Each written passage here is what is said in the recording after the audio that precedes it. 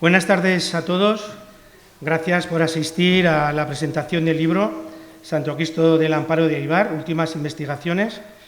Y sobre todo gracias por venir en esta tarde tan desapacible, tan invernal que nos ha tocado.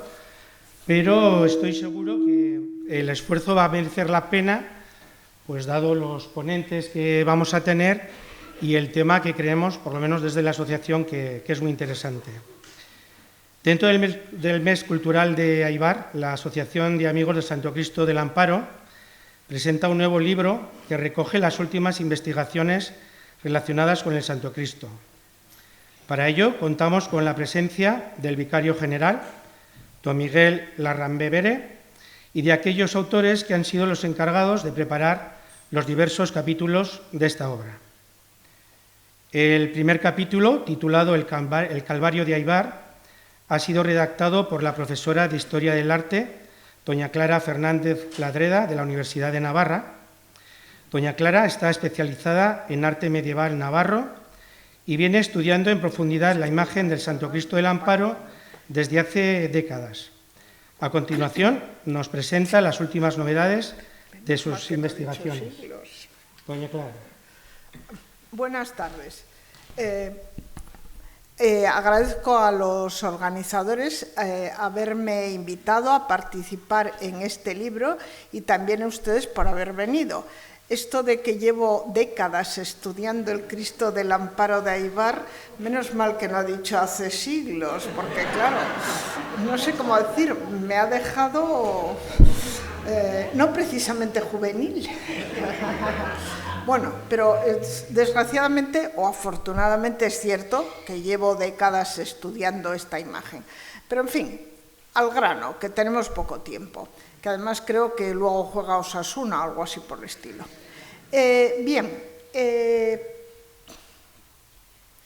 Como saben ustedes de sobra, la parroquia de Éibar cuenta con esta imagen del Santo Cristo a la que tienen ustedes una gran devoción.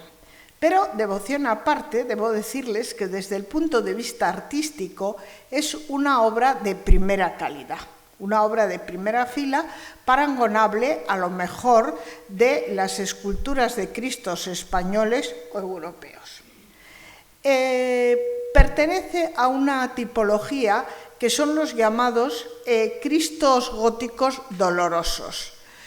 Una tipología que aparece en las últimas décadas del siglo XIII y principios del siglo XIV simultáneamente en Italia y en Alemania, y que se cristaliza, digamos, en dos variantes. Al aparecer en dos lugares, pues ya digo, cristaliza en dos variantes. Por un lado está la variante italiana, que estaría representada por este Cristo que tiene aquí, de Pistoia, la variante italiana que está encabezada por los Cristos de un celebérrimo escultor italiano del siglo XIV, que es Giovanni Pisano, que esculpió nada menos que 8 crucificados en madera. Realmente excelentes. Los más famosos son los que hizo para las catedrales de Pisa y de Siena, pero luego tiene otros, entre ellos este de San Andrés de Pistoia. Y esos crucificados de Giovanni Pisano, que son los primeros Cristos dolorosos de la variante italiana, se fechan más o menos entre 1270 y 1300. La segunda variante es la variante alemana. La variante alemana es iniciada por una serie de Cristos de la zona de Renania, siendo el primero de ellos este que ven en pantalla, que es el Cristo de la iglesia de Santa María in Capitol de Colonia. A partir de esas dos variantes, la italiana y la alemana, los Cristos dolorosos se van a difundir por toda Europa, entre otros países en España, como ven ustedes, por el suyo de Éibar, pero también en Francia, como vemos, por ejemplo, en este Cristo que pertenece a la Catedral de Perpiñán, que es el Devot Christ de Perpiñán. Bueno, de estas dos variantes, el Cristo de Aybar se vincula más bien, a pesar de que en tiempos se creyó lo contrario, pero se vincula más bien a la variante italiana. Cosa que se puede deducir si cotejamos el Cristo de Aybar con ejemplos de las dos variantes, la alemana y la italiana. En el caso de la alemana, vemos que el tratamiento de la anatomía es muchísimo más exagerado y que, por ejemplo, lo que se llama el arco diafragma, que es el arco que separa el tórax del abdomen, en la variante alemana tiene forma de tronco de cono y además, ¿cómo diría yo?, se marca por un auténtico escalón, es decir, hay una gran diferencia de nivel entre el tórax, la zona de las costillas y la zona del abdomen. Mientras que en la variante italiana el tratamiento de la anatomía es mucho más suave, el arco diafragma es un semicírculo y simplemente se marca por un leve desnivel entre la zona del tórax y la zona del abdomen. Como ven ustedes, su Cristo de Aybar está mucho más cerca de Italia que de Alemania. Igualmente, en lo que se refiere al rostro, aunque no tenemos aquí detalles, en el caso de la variante alemana, la expresión de dolor, y sí que lo pueden ver ustedes en el libro, en la página 22, la expresión de dolor es verdaderamente exacerbada, hasta tal punto que la cara de los Cristos alemanes hace auténticas muecas. Es una cosa espeluznante, digamos que incluso a veces se echa para atrás. Mientras que en Italia la expresión de dolor es mucho más contenida. Y de nuevo, la expresión de dolor del Cristo de Aybar está mucho más cerca de Italia que de Alemania. Por último, en lo que respecta al tratamiento del paño de pureza, nos encontramos con que el caso alemán, el paño de pureza es relativamente corto, deja al descubierto al menos una de las rodillas y en muchas ocasiones las dos, y luego las caídas laterales o son muy cortas también o simplemente no existen. En cambio, en Italia el paño de pureza es mucho más largo, cubre ambas rodillas y tiene unas caídas laterales muy largas, exactamente igual que ocurre con su Cristo de Aybar. Por lo tanto, yo creo que está muy justificado vincular el Cristo de Aybar a Italia y no a Alemania, como se hizo en tiempos y como yo misma hice. Bien, pero dejando a un lado el Cristo, el caso es que hace unos años, gracias a la iniciativa de don Fermín Macías aquí presente, pues se realizó una excavación, una exploración en la iglesia de Aybar y salieron a la luz una serie de esculturas. De esas esculturas hay dos que me han resultado particularmente interesantes. Una de ellas es esta, que claramente se puede identificar con San Juan, porque tiene un ademán que es característico de la figura de San Juan que forma parte de los Calvarios, que siempre aparece con el rostro inclinado hacia un lado y apoyado en una mano. O sea que siempre se ve una escultura en pie con este ademán, se puede apostar que es un San Juan que integraba un Calvario. En la otra escultura es más difícil de identificar, pero por una serie de razones que no voy a exponer aquí, yo creo que se puede decir con bastante seguridad que se trata de la figura de Longinos. Longinos es un personaje que aparece en los evangelios apócrifos, no en los evangelios canónicos, pero que se identifica, se supone que es otro personaje que sí que aparece en los evangelios canónicos, que es el soldado que atravesó con una lanza el costado de Cristo, que se menciona en el Evangelio de San Juan, y se dice que al punto brotó sangre y agua. Muy bien, los autores cristianos a su vez han identificado a ese soldado con el centurión, que aparece en los otros tres evangelistas, Mateo, Marcos y Lucas, y que reconoce la divinidad de Cristo.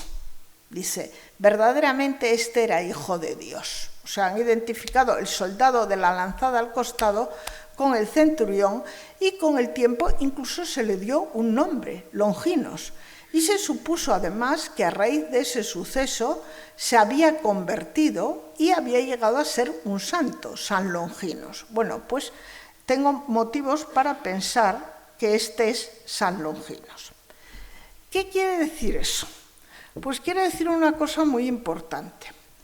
Y es que el Cristo de Aybar, el Santo Cristo de Aybar, formaba parte de un calvario. Uno diría, sí, si estaba San Juan Evangelista, pues un calvario. Estaría también la Virgen, lo que pasa es que la hemos perdido. Sí, cierto. Pero ocurre que estaba también San Longinos, y esto es mucho menos corriente. O sea, calvarios formados por Cristo, la Virgen y San Juan, tienen ustedes en España, pues varios cientos. Es lo que se llama calvarios sintéticos, que están formados solo por esas tres figuras. Pero en cambio, lo que se llama los calvarios narrativos, que están formadas por muchas más figuras, por ejemplo, los dos ladrones, por ejemplo, Longinos y Estéfano, por ejemplo, las tres Marías, eso en la pintura mural y en la escultura monumental, bueno, aparece. Pero en lo que se llama la imaginería tridimensional de devoción, es decir, estatuas sesentas de devoción, eso es rarísimo. Tan rarísimo que en España por el momento solo he podido localizar 3. Yo no digo que no existiera alguno más que ha desaparecido, alguno más que yo no he localizado, pero lo que quiero decir es que he trabajado el asunto a fondo y solo he encontrado 3. A lo mejor esforzándome más en otras 2 décadas, que no creo que llegue a vivirlas, pero bueno, en otras 2 décadas puedo encontrar alguno más, pero poco más. ¿Qué quiero decir? Que estamos ante un caso excepcional. O sea, esta escultura de Longinos y esta escultura de San Juan junto con el Cristo de Aybar formaban parte de un calvario narrativo. Algo de lo que en España por el momento solo he localizado 3 ejemplos. El de Aybar, otro que estaba también en Navarra, el de Urzanqui, actualmente en el Museo Diocesano de Pamplona, y un tercero que pertenecía al pueblo turolense de Sarrión y que actualmente está en el Museo Diocesano de Teruel. Digo esto para que valoren la importancia de lo que ustedes tienen. Y, por otro lado, es interesante, si se fijan ustedes, yo he puesto su San Juan, vamos a llamarlo así, al lado del San Juan de Urzanqui y su Longinos al lado de Longinos de Urzanqui. Si comparamos, por ejemplo, los 2 San Juanes, observaremos que son tremendamente parecidos.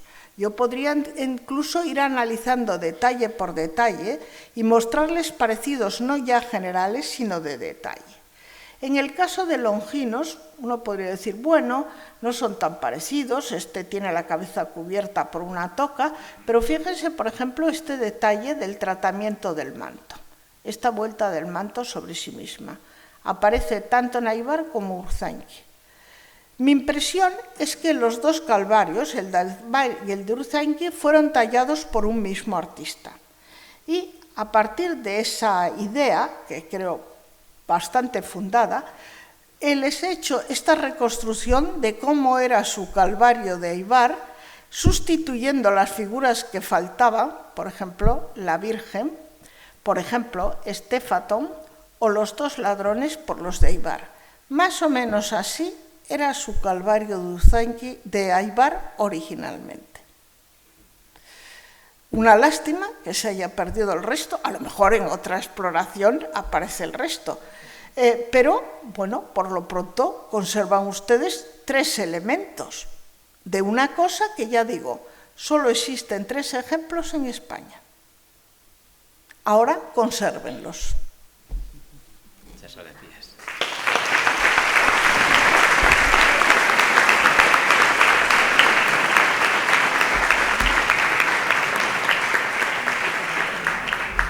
Gracias, Clara. Seguro que encontrarás un cuarto, porque yo estoy convencido que vas a estar trabajando como mínimo otras 2 décadas.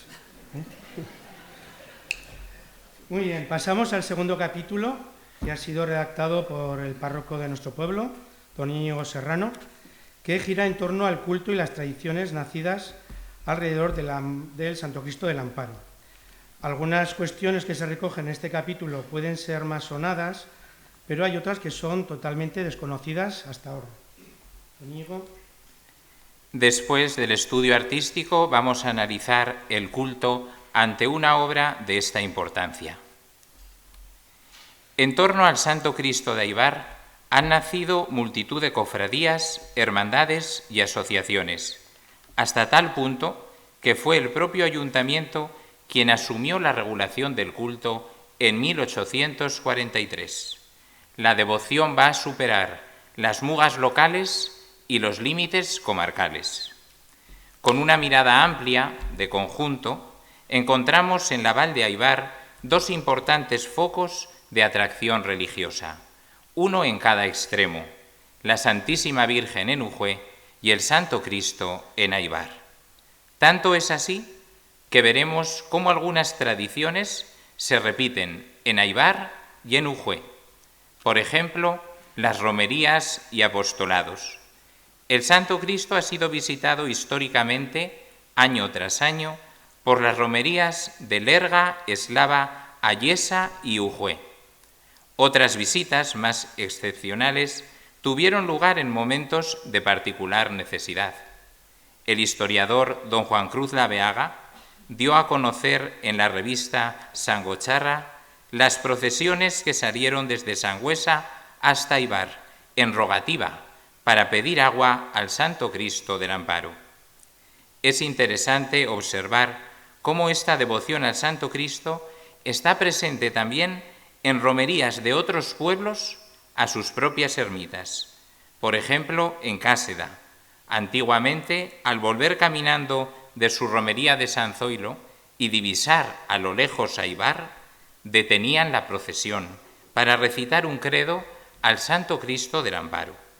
Similar testimonio encontramos en la romería de los 12 de Eslava a Ujue, que al regreso de Ujue detenían la procesión en 2 ocasiones, en las cuales se rezaba la salve mirando a la Virgen de Ujue y a continuación el credo en dirección al Santo Cristo de Aibar. Entre los episodios más transmitidos se encuentra la última salida procesional del Santo Cristo, que tuvo lugar en 1895. Conocíamos algunos datos de aquel día que ahora vamos a poder ampliar y completar con una crónica hallada en la hemeroteca del diario El Aralar que detalla todo lo ocurrido en aquella fiesta. Sin duda, el acto más multitudinario de toda la historia de Aibar. Las fuentes nos hablan de 8.000 a 9.000 personas. La gran afluencia de forasteros se notaba ya en la víspera. Es imposible describir el entusiasmo y la concurrencia.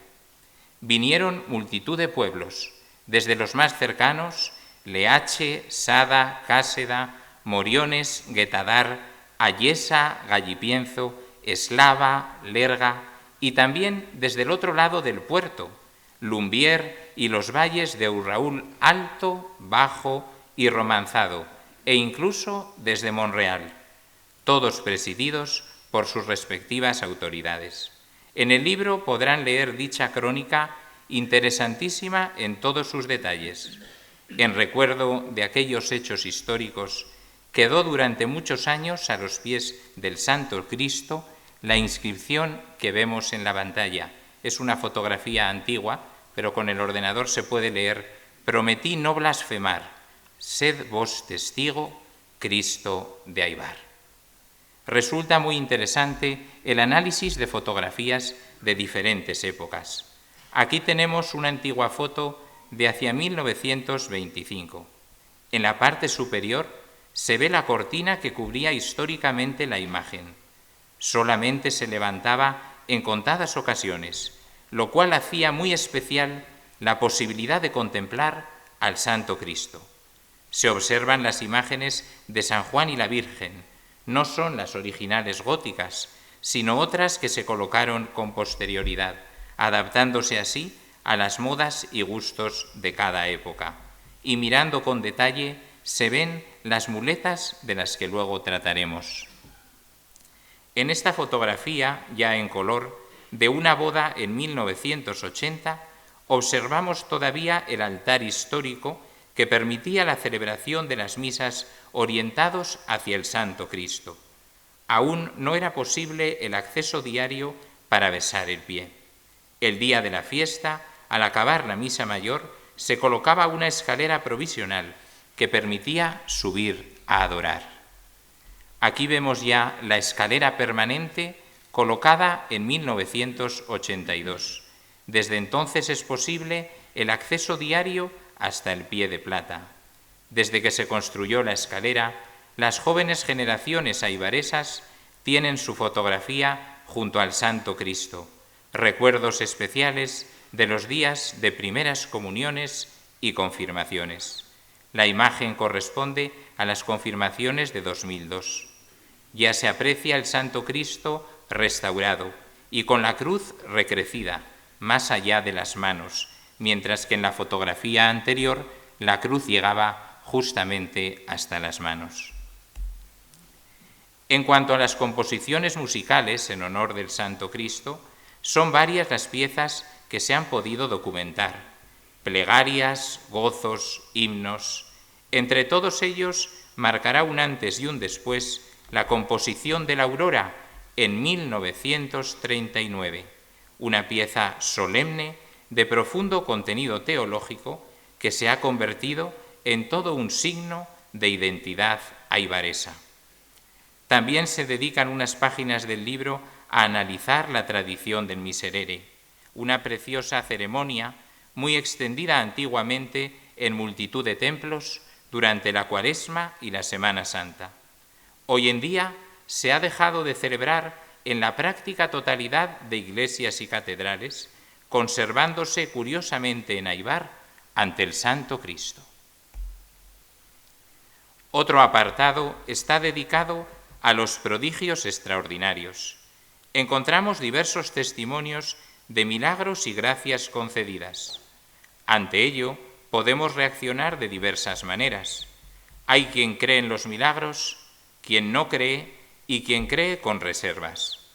En el libro no se entra a valorar estas creencias u opiniones personales, sino que se abordan dichos fenómenos desde el rigor científico, es decir, se ponen de relieve los certificados médicos que ante supuestos milagros fueron solicitados y que sirvieron bien para comprobar su veracidad o bien para declarar su falsedad. Veamos un ejemplo de cada uno de ellos. Se conserva en el archivo diocesano un expediente fechado en 1901 de una supuesta curación milagrosa ante el Santo Cristo de la señora Hermenegilda Garde, que tras una minuciosa investigación, con informes de médicos y testimonios de sacerdotes y vecinos, fue declarado falso. A continuación, haremos referencia a un milagro muy conocido y que viene acompañado de un certificado médico positivo. Veo entre el público a los familiares de la señora Ramona Martínez, de Lobera de Onsella, que se alegrarán de ver esta fotografía de su abuela, ya que pocas se conservan de ella. Era el 4 de mayo de 1924. Ella, que había llegado en un borriquillo, con movilidad muy reducida y con gran dificultad en el habla, una vez terminada aquella misa, recuperó el habla y pudo subir por su propio pie a adorar el Santo Cristo con emoción, dejando como ofrenda aquellas muletas que ya no iba a necesitar. Enseguida el milagro ocurrido se transmitió por todo el pueblo. Especialmente interesante resulta el testimonio del maestro Gabriel Valentín, recogido en la prensa. Dice así: yo que soy creyente, pero no crédulo, en un principio no hice caso del rumor general, a pesar de las afirmaciones de testigos que habían visto a la enferma antes y después del prodigio, y nada quise creer ni publicar. Solamente se decidió a hacerlo después de ir a la Valdonsella para hablar con la señora Ramona y después de examinar el certificado de don José María San Clemente, médico titular de Lovera, que desde el principio hasta el fin de la dolencia asistió a la enferma. En el libro encontrarán más detalles y el certificado médico. Esta fotografía inmortalizó lo vivido el 4 de mayo de este año, día en el que buen número de descendientes de la señora Ramona acudieron a la celebración del centenario del milagro. La preparación de dicha efeméride generó un ambiente muy propicio para profundizar en las investigaciones, coincidiendo también con la llegada de las imágenes enterradas, y todo ello ha llevado a poder concluir el año 2024 con la publicación de la presente monografía. Muchas gracias.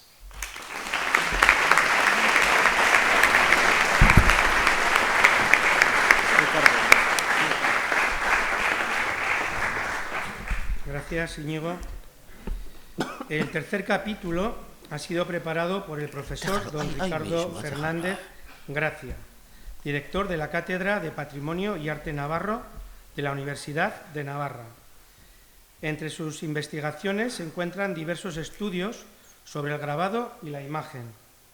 Por ello, se ha encargado redactar este capítulo titulado La imagen multiplicada, una calcografía y una litografía. Muy buenas tardes, muchísimas gracias a los organizadores de este acto por haberme invitado a estar aquí esta tarde y muy particularmente al señor cura párroco. La publicación de un libro, aunque estemos en el año 2021, es un motivo siempre gozoso. Es un motivo gozoso, sobre todo en esta sociedad en donde las bibliotecas se han sustituido por las redes sociales, donde la cultura se ha sustituido por la filantropía y donde pues, la razón también ha venido a ser sustituida por los sentimientos. El hecho de publicarse este libro con las últimas investigaciones, no sé si dentro de 2 décadas la profesora Fernández Ladreda pues nos contará otras cosas, si dentro de muy pocos años pues aparecerá otra estampa y yo también tendría que estar aquí, o si dentro de menos años pues hay una excavación y aparecen por ahí pues el subsuelo de las iglesias, que es algo pues totalmente usual, porque las iglesias, las imágenes que se dejaban de presentar ante el culto, pues obviamente se enterraban en sagrado, porque en sagrado habían estado hasta entonces. Bien, ¿qué ocurría o qué ha ocurrido con algunos fenómenos de tipo religioso en nuestra tierra, en Navarra, en Aragón, absolutamente en todos los sitios? Pues algunos hechos de tipo cultural, pues tremendos, grandes, pues y que tenían una base religiosa, pero un gran contenido cultural, se convirtieron en sociológicos. Acaba de hablarnos don Íñigo, pues de esas romerías, nos acaba de hablar de esa señora que viene y se cura y deja ahí sus muletas. Bien, y todo ese entramado pues va a involucrar a todo el tejido social. Si durante algún tiempo esa imagen del Cristo de Aibar, del Santo Cristo del Amparo, pues fue venerada en romerías, fue venerada, por supuesto, pues por todos estos pueblos, pues llegará algún tiempo en que las gentes pues necesitarán llevarse un recuerdo de esas romerías. Y qué mejor recuerdo que llevarse la imagen del Santo Cristo. Esto hoy a nosotros, ciudadanos del siglo XXI, que estamos pasados de imágenes, que con el móvil lo fotografiamos absolutamente todo, quizá nos sea difícil de comprender.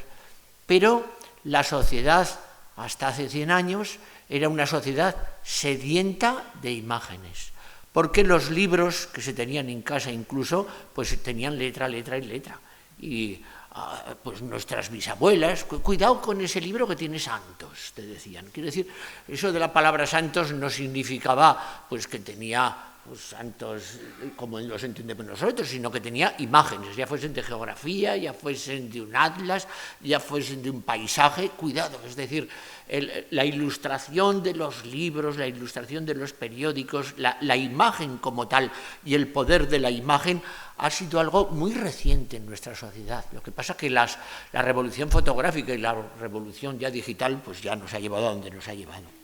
Un gran historiador de las imágenes, de la sociología, que es David Frieber, escribe en uno de sus libros: ya no tenemos el ocio suficiente para contemplar las imágenes que están delante de nuestra vista, pero otrora la gente sí las miraba y hacían de la contemplación algo útil, terapéutico, que elevaba su espíritu, les brindaba consuelo y les inspiraba miedo, todo con el fin de alcanzar un estado de empatía. Por lo tanto, desde que se crean unos sistemas de reproducción de la imagen pues relativamente baratos, al alcance de la mano, que no fuera pues mandar a un pintor que lo reprodujese o a un escultor que hiciese una reducción, pues los grandes santuarios se empeñaron en tener planchas calcográficas como esta, no la voy a tocar porque me he venido sin guantes, que se conserva en la parroquia de Aibar y que está ahora mismo en la pantalla, que se realiza ya en el siglo XIX. Pero para entonces los grandes santuarios navarros, Roncesvalles, Ujue, la Catedral de Pamplona, ya contaban con esta especie de antepasados de los clichés, ¿verdad?, con los que se podían pues tirar grabados, ejemplares, para podértelos llevar a casa, para poder contemplarlo y por lo tanto tener ese estado de empatía. En esos momentos en que había muy pocas imágenes y por lo tanto el tiempo para contemplarlas era infinito, al revés que nosotros hoy. Estamos plagados de imágenes. Lo primero que hacemos al llegar a casa es apagar la televisión, quitar el ordenador si queremos tener un poco de paz, claro está, tirar la propaganda que nos han dejado en el buzón, pasar, porque obviamente pues, el problema de tantas imágenes es cribar y decir pues esto es lo que realmente me importa o no me importa. Bien, y esta primera reproducción del Cristo de Aibar se hizo pues, con una técnica calcográfica, un grabado en metal, que era pues, costoso de tirar, pues tirar cada estampa por lo menos 2 horas.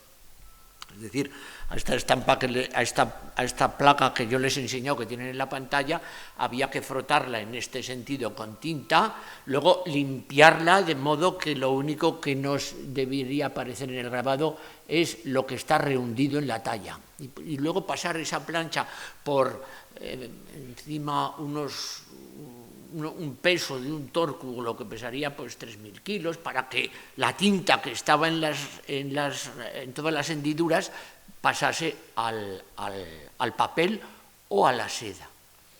Entonces, por iniciativa, con casi toda seguridad, del obispo de aquí de la localidad de vecina, don Javier Uricila Saga, que lo fue entre 1815 y 1829 de Pamplona, en 1828 se realizó esta primera plancha para editar miles de grabados del Santo Cristo. ¿Dónde están hoy? Pues bueno, pues hoy de aquellas primeras tiradas quedan poquísimos, quedan muy pocos porque efectivamente había un sacerdote aquí que es el que a mí me incitó a estudiar todo esto, que era don Jesús Arraiza, gran estudioso de la devoción popular, que decía, esos grabados no te empeñes en buscar más, que perecieron con la caca de mosca, es decir, que habían estado en las cocinas de nuestros pueblos siglos, decenas de siglos, y ya saben ustedes cómo se pone todo en las cocinas y cómo acuden allá las moscas, es decir, acababan literalmente hechos fosfatina. Y entonces pues se han conservado pues 2, 3, 4, muy pocos, eso sí, como está la plancha, pues todavía hay posibilidad de tirar algunos de ellos. Bien, y la parroquia de Aibar ha conservado la plancha.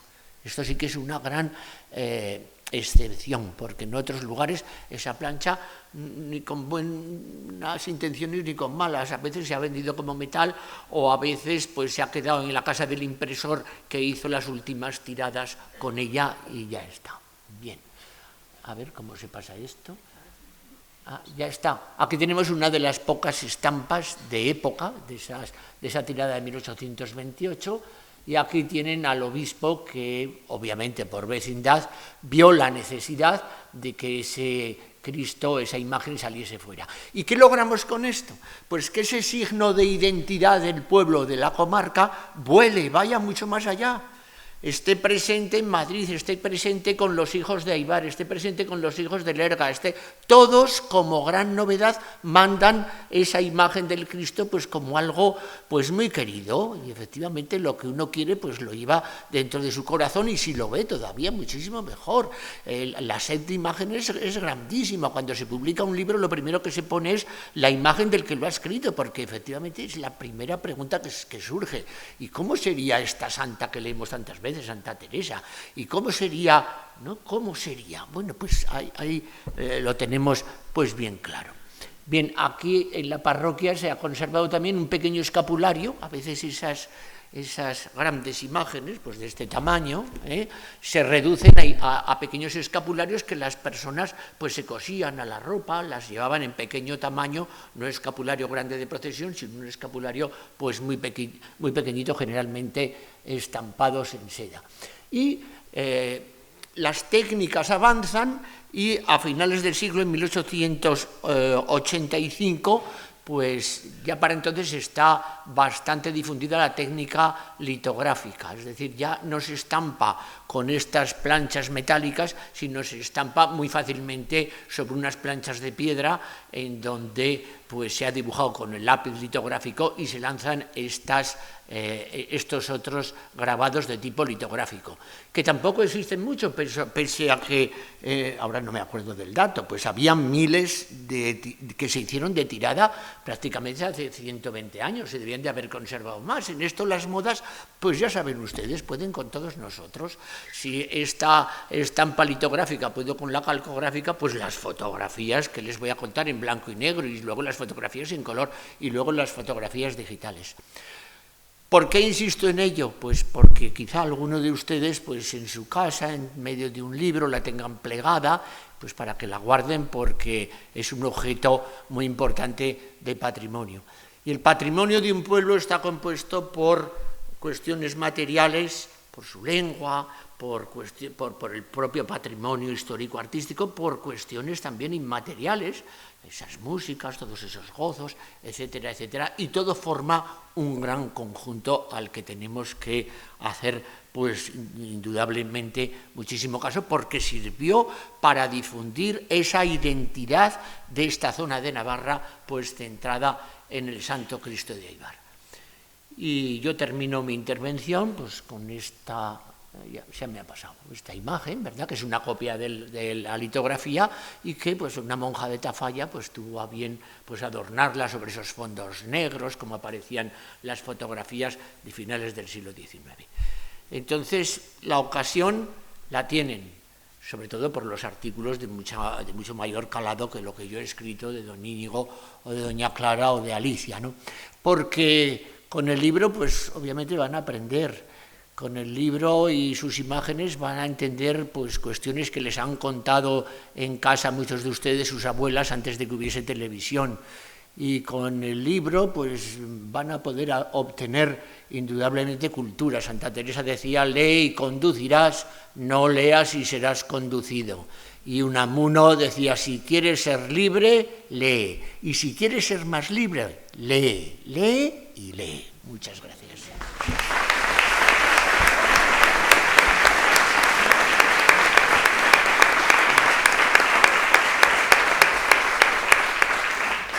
Muchas gracias a don Ricardo por tu aportación y por la publicidad que nos ha hecho. Sepáis que al final del acto se puede comprar el libro, y mejor publicidad que la que nos ha hecho, imposible. Gracias.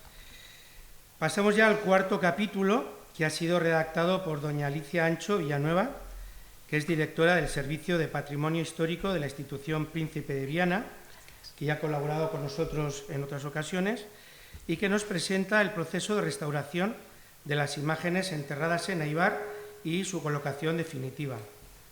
Gracias. Muchas gracias. Bueno, me uno a los agradecimientos de mis predecesores. Ha sido un placer escucharos, como siempre, y es un honor estar en esta mesa.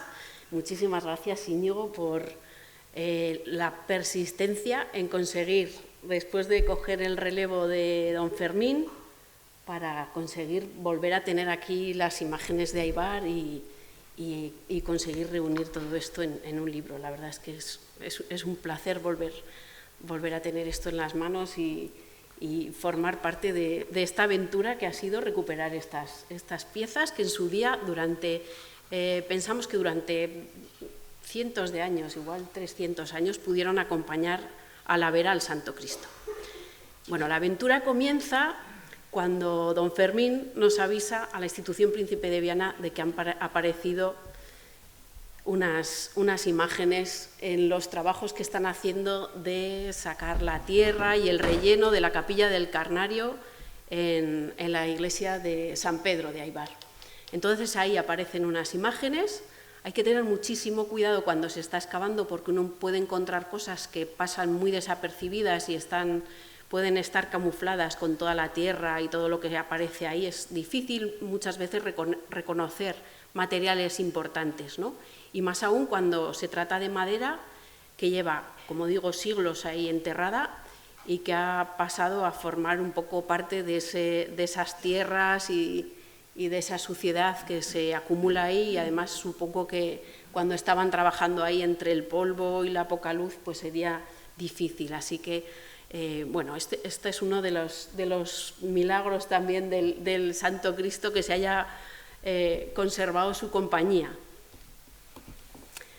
Bueno, cuando aparecen las imágenes, que estas primeras estaban colocadas muy bien dispuestas, apoyadas en la pared, no estaban tiradas como quiera, sino se habían depositado con cuidado, y seguramente se habrían depositado con cuidado a raíz de alguna visita del visitador del obispo, que hacía una inspección por las iglesias y decía, pues esto está bien, sirve para el culto, tiene un aspecto digno, sigue moviendo a devoción, pero luego las modas o la falta de conservación de algunas piezas pues hacía que se viese necesario retirarlas, y como hemos oído antes, piezas sagradas no se retiraban sin más.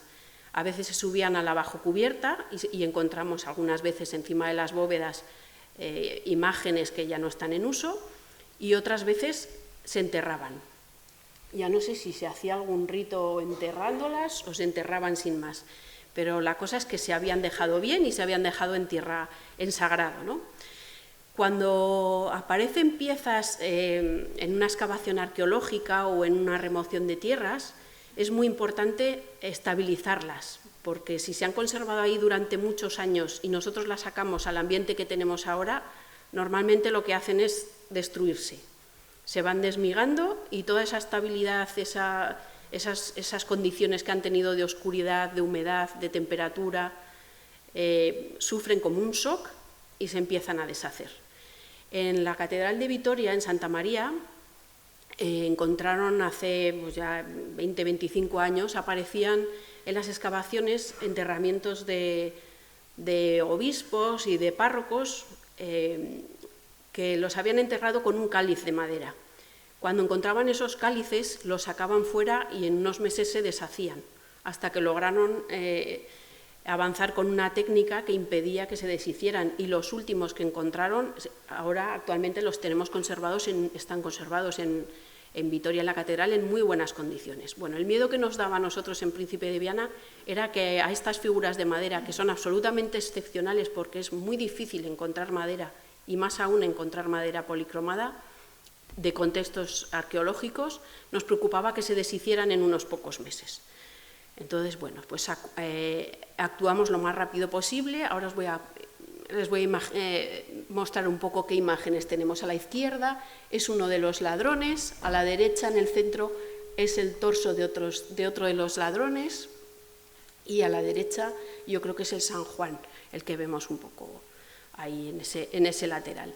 De los dos ladrones, en el proceso de estabilización vimos que uno, conservan algo de dorado en el paño y uno de ellos tiene un pelo rojo, con lo cual imaginamos que es el mal ladrón, que solían ponerlo siempre de pelirrojos, ¿no? Además de estas figuras de gran tamaño, apareció también el rostro de una virgen románica, está hecha en madera de pino, y bueno, tiene este tamaño, estaba partida en 2 piezas y estamos esperando poder ponerla bien para que pueda volver aquí.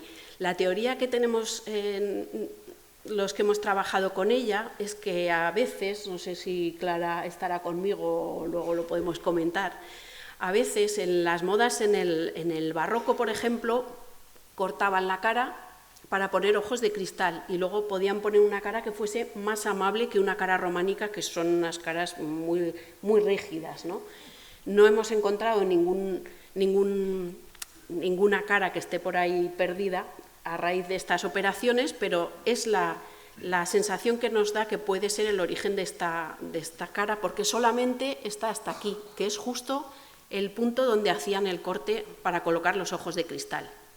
Otra de las piezas muy importantes y muy poco habituales que se puedan recuperar en contextos arqueológicos es este fragmento de sarga.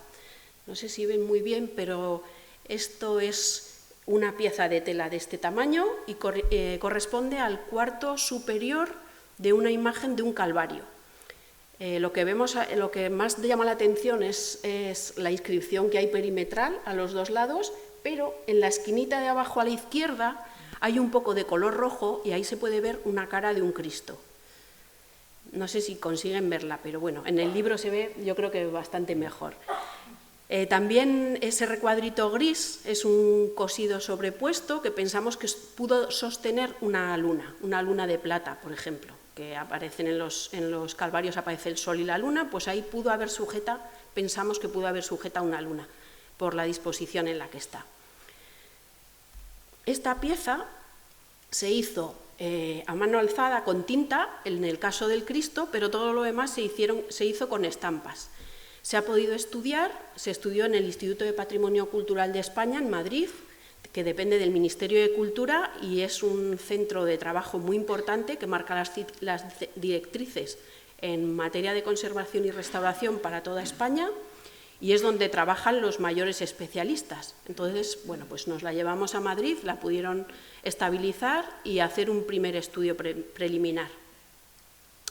Una de las cosas importantes que aparecen en esta tela, que pudo estar cubriendo un ataúd, porque también han aparecido tablas de fragmentos de ataúd, pues es que parte está hecha con una estampa. Esto está estampado y son unos motivos parecen 2 loros enfrentados, se vuelven la espalda pero la cabeza la tienen girada y es un motivo que aparece en la Edad Media, aparece también en los siglos del Renacimiento y se utilizaba sobre todo como brocados aplicados queriendo imitar telas ricas. Además de analizar esta tela en el Instituto de Patrimonio Cultural de España, ya en el almacén de arqueología, que fue a donde trasladamos las imágenes para poder estabilizarlas, tomamos unas muestras para conocer su estado y para poder estudiar también la policromía, porque es excepcional encontrar policromía. Aquí cerca está Santa Cruz, que es una joya, ahí encontramos mucha piedra, pintura mural, metales, cerámica, pero madera no hemos encontrado y tela menos. También tiene más años aquello, pero en todas las excavaciones arqueológicas que conozco yo desde que estoy trabajando en Príncipe de Viana en el 2003, el hecho de encontrar madera policromada es absolutamente excepcional. Bueno, aquí se ve un trocito del manto de San Juan que nos enseña a ver cómo se policromaron estas imágenes y siguen el mismo, bueno, pues como la misma técnica que es habitual en su época.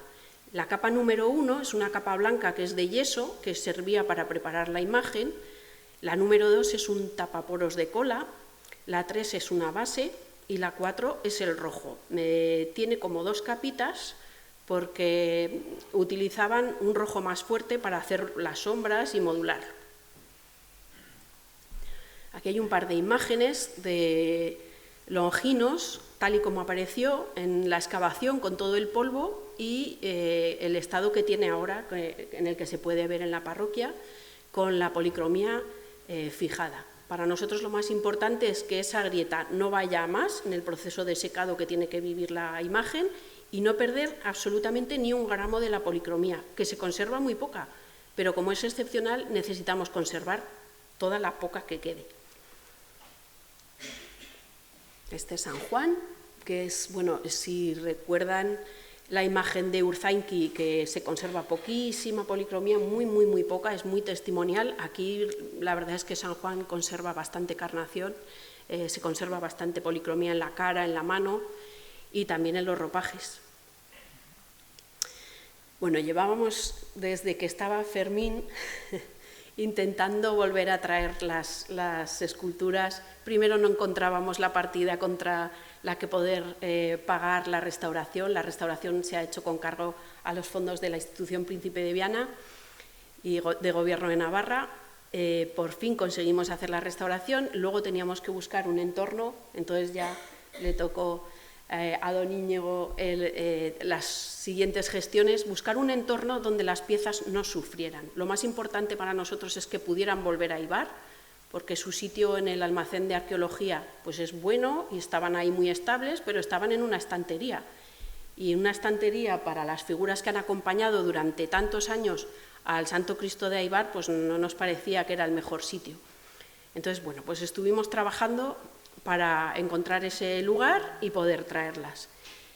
El año pasado ya se consiguió hacer todo el papeleo de cesión, porque al ser de procedencia arqueológica es un bien, se considera un bien público de propiedad pública y como tal tienen carácter de materiales arqueológicos.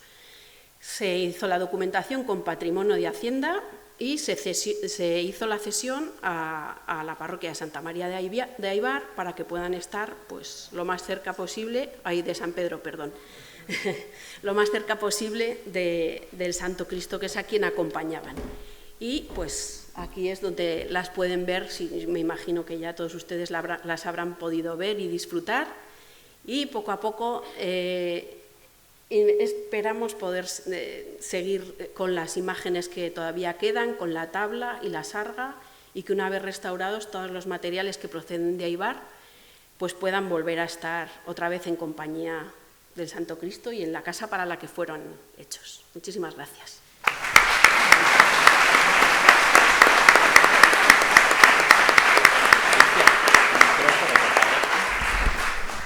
Muchas gracias, Alicia, por tu trabajo y por haber colaborado para que las imágenes vuelvan a nuestra parroquia.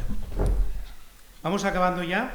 Finalmente tiene la palabra el profesor de Historia de la Iglesia y vicario general de la diócesis, don Miguel Arrambavere, que procede a la clausura del acto. Muy bien. Ya me ha dicho Íñigo que tengo 5 minutos más o menos, ¿no? Entonces, por si acaso lo he escrito para no excederme y para decir todo lo que quiero decir. Me toca ahora concluir este acto de presentación del libro, cuyos valores han ido desgranando los propios autores en esta mesa de una manera tan competente como cercana y entrañable. Considero que lo más importante ahora es dar gracias por este regalo, porque esta publicación es sin duda un regalo para Eibar, un regalo para la fe y la devoción, un regalo para la cultura y un regalo para la identidad de un pueblo cuyo pasado y presente no se entienden sin asomarnos con veneración a estas raíces que en última instancia se hunden en el mismo corazón de Dios. Gracias, por tanto, a todos los que han participado con su ciencia y sabiduría, con su dedicación e interés, y han hecho posible que tengamos entre las manos este volumen. Gracias de corazón a los autores. El trabajo, como reza el propio subtítulo, Últimas investigaciones, no se limita a recopilar y ofrecer ordenadamente lo que otros ya han dicho sobre el Santo Cristo, lo que ya se sabía. Eso hubiese sido ya algo meritorio, el recopilar y presentar todo lo que se ha dicho, pero no se ha limitado el libro a eso, sino que ha querido dar cuenta de los últimos hallazgos que nos permiten acercarnos al Santo Cristo del Amparo con mayor conocimiento de causa. Por otro lado, yo sé que a él no le va a gustar que personalice, pero estimo que es obligatorio hacerlo. Creo que aquí, además de la competencia científica de los académicos, brilla también el celo pastoral de un cura de pueblo, de un párroco enamorado de su vocación, de la misión que se le ha encomendado, del pueblo a cuyo servicio está y de las tradiciones religiosas de esta comunidad. Don Íñigo, hombre entregado, laborioso, constante y tenaz, ya se ha dicho por aquí, muy tenaz, que consigue casi todo lo que quiere, sabe que esas venerables tradiciones religiosas nos hablan del feliz encuentro de nuestros antepasados con Cristo y con su Evangelio. Nos hablan de una vida y una historia transformada por el abrazo del Dios hecho hombre que nos ofrece ese verdadero amparo, y que las consecuencias de ese encuentro siguen constituyendo un tesoro que produce infinitos bienes a la comunidad y evita o suaviza tantos males y tentaciones que siempre nos acechan.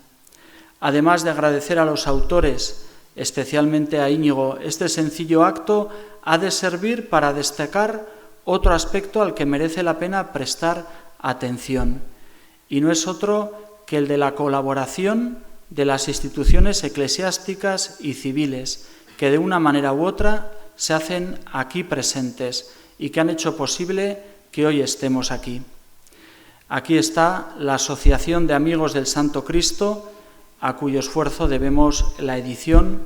Está el párroco y la parroquia de Aibar, la diócesis de Pamplona y Tudela, con nuestro arzobispo que prologa el libro, la institución Príncipe de Viana de la Dirección General de Cultura del Gobierno de Navarra, la Universidad de Navarra con su Cátedra de Patrimonio y Arte Navarro, y no podemos olvidar que estamos en el Auditorio Municipal de Aibar, gracias a la delicadeza de su ayuntamiento que nos acoge en esta desapacible tarde. Para acabar, me permito hacer una sugerencia bastante atrevida. Le voy a hacer a Íñigo, que es tan tenaz. El año 2033 vamos a celebrar el jubileo de la redención. 2033 son los 2000 años de la redención. Y con tal motivo va a haber en la Iglesia un año jubilar extraordinario. El próximo 2025 también es año jubilar, es el jubileo de la esperanza. Es un jubileo ordinario, el que hay cada 25 años. Pero el del 33 va a ser muy especial, no dentro de 2 décadas, sino dentro de 8 años. Así que no sabemos, ¿verdad? Pero muchos de los aquí presentes pues quisiéramos estar. 2033, 2000 años de la redención. Y habrá en la diócesis, como es habitual en estos jubileos extraordinarios, varios templos jubilares, varios santuarios que serán declarados oficialmente templos jubilares. Pues quizás se podría pensar en ir preparando el terreno para que este lugar del Santo Cristo del Amparo de Aibar, dedicado al culto a la cruz, a la entrega de Cristo en la cruz, a la redención, quizás podría constituir un punto de referencia en la diócesis, un templo jubilar, un lugar de peregrinación oficial para ganar esa indulgencia jubilar. Puede ser algo como muy audaz, muy atrevido, pero si se empeña Íñigo, a lo mejor se puede conseguir. Bien, pues con este agradecimiento a todos los presentes, pues damos por concluido el acto. Gracias.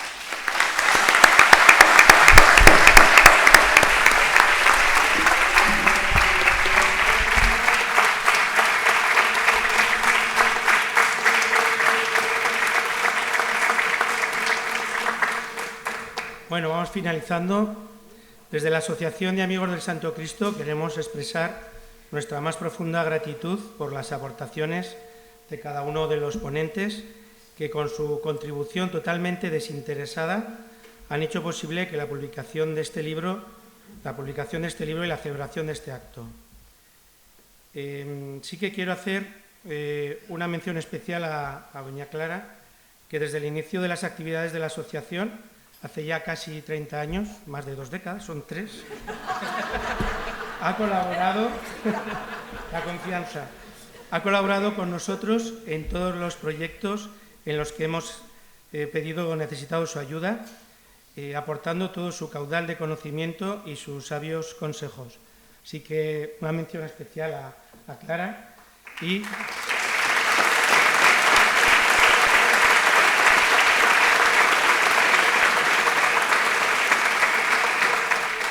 también a nuestro párroco, a Íñigo, que ha coordinado, ha impulsado y con nuestra colaboración y la de los autores, pues ha conseguido que esto siga adelante. O sea que también muchas gracias, Íñigo, de parte de la asociación.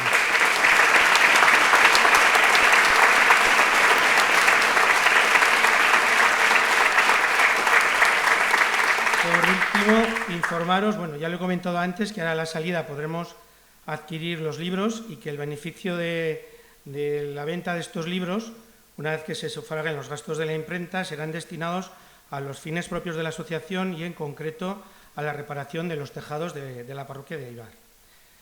Por último, Ana, la presidenta de la asociación, doña Ana Zoco Gembe, va a hacer entrega a los ponentes de un detalle de gran valor espiritual y sentimental para nosotros, que es la medalla en formato grande del Santo Cristo del Amparo, acuñada en Zaragoza, con los troqueles y ponzones originales de 1945, realizados por el escultor Francesc Sociés March.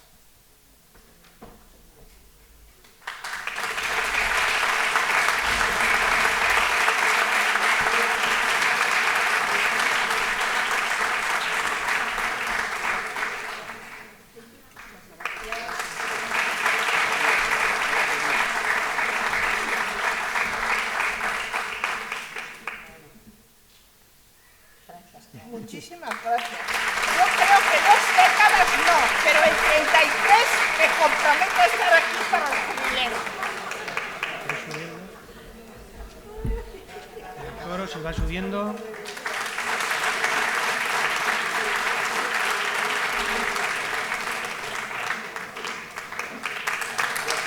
Y ya